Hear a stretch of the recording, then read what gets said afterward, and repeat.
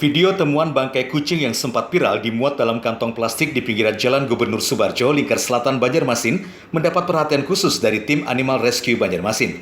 Pasca temuan tersebut, tim bersama dokter hewan melakukan pemeriksaan terhadap bangkai kucing jenis lokal dan campuran sebelum dikuburkan pada Jumat lalu. Hasilnya ada indikasi kucing-kucing ini sengaja dijagal oleh seseorang.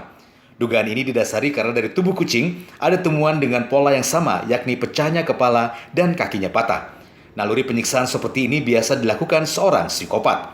Organ tubuh yang patah, dugaan dokter hewan, dugaan kami sementara itu psikopat pelakunya. Dugaan sementara. Tapi alhamdulillah saat ini setelah kami dapat informasi sudah ditelusuri oleh tim Macan Kalsel untuk pelaku, tapi untuk saat ini belum ada konfirmasi apakah sudah ditemukan atau belum. Dugaan penyiksaan ini dilakukan dengan benda tumpul karena dari fisik kucing tidak ditemukan bekas luka senjata tajam.